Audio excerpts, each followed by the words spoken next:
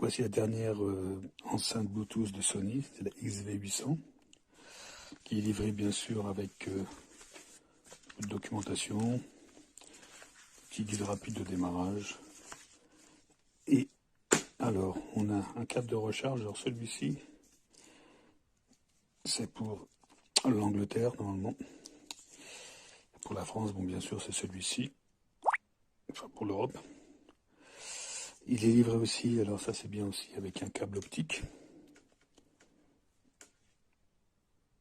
Si on veut bien sûr l'utiliser en tant que barre de son pour la télévision. Alors, voilà donc l'engin. Alors il est assez volumineux hein, quand même. On peut le voir, voilà, je me suis mis là pour ce qu'on voit bien avec au niveau des enceintes. Alors ici, donc on voit les deux haut-parleurs ici, donc les subwoofers, il y en a deux. Donc les deux woofers qui sont là, pardon. Et il y a les tweeters, donc il y en a alors, un ici et un ici, donc trois en façade. Et il y en a deux autres à l'extérieur. Sur les côtés, derrière, là, voilà, il y en a deux là. Alors, elle est quand même assez imposante. Elle fait 18,5 kg. Mais on peut la transporter avec l'homme qui a la poignée, bien sûr. Et il y a deux roues qui sont ici, qui permettent de la transporter plus facilement si on a besoin de la déplacer. Elle peut se positionner debout ou, bien sûr, de manière horizontale. Alors ici, il y a un panneau de commande, enfin pardon, voilà, pardon, ici, il y a le panneau pour les connexions. Voilà. Donc pour la recharge, câble de recharge. Ici, donc, niveau de batterie qui va nous être annoncé, il y a une prise USB. Donc ça peut être en entrée ou en sortie, on peut même charger un téléphone par exemple. Donc ici, on peut mettre un câble, enfin un casque, la prise d'un casque audio. Ici c'est pour la prise optique, câble optique. On peut mettre un micro, celle-là aussi, puis qui sert aussi pour une guitare. Voilà, donc là il y a les minimum, maximum. Il y a des jeux de faits aussi si on veut jouer un peu avec l'écho, etc., etc. Donc bon, il y a quelques réglages intéressants. Ça se referme. Alors ici, là c'est un petit peu du caoutchouc. Là c'est un peu plus plastique. De toute façon l'ensemble est en plastique.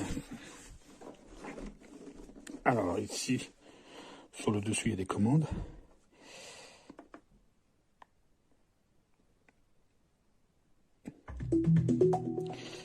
Voilà, donc quand on l'allume, il y a des lumières.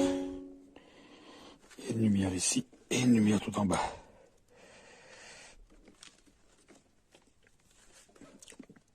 Il y a un mode méga basse qu'on peut activer et désactiver.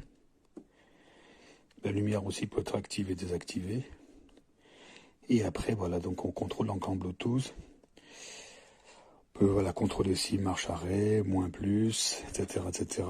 Alors ici, c'est pour le mode booster pour la télé, si on l'a branché. Le câble optique derrière. Donc là, je repasse en Bluetooth. Et l'autonomie annoncée est de 25 heures.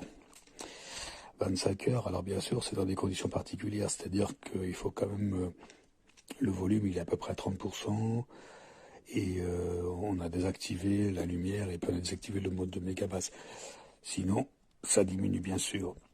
Et si on a besoin, donc la batterie déchargée, on peut recharger en 10 minutes. On nous donne 3 heures d'autonomie. Toujours dans des conditions où on n'utilise pas l'appareil à pleine puissance. Alors, on va faire un petit test. Donc on va tester un peu le son.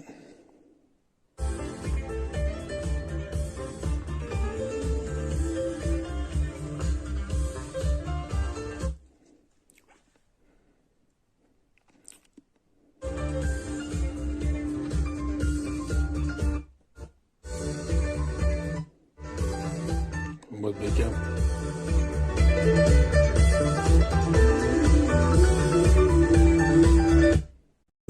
J'ai pas eu beaucoup. Hein.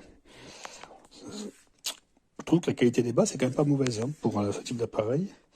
Alors c'est vrai que c'est quand même assez volumineux comme appareil, mais c'est assez complet.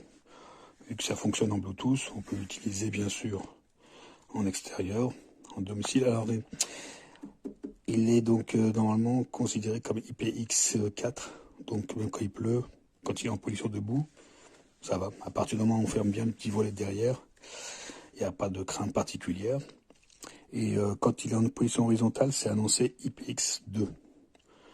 Voilà, moi je pense que là on vient d'appli bien sûr l'application qu'il faut télécharger sur le store donc de Sony pour gérer différents paramètres au niveau du son, de la lumière, etc. Il y a plusieurs choses à régler. Bon, l'application je la trouve un petit peu limite, mais bon, ça peut déjà aller dépanner quoi. Et sinon, c'est un très bon appareil. Heureusement qu'il est transportable avec ses roulettes parce qu'il est quand même plutôt lourd. Hein. Voilà, j'espère que ça a été utile.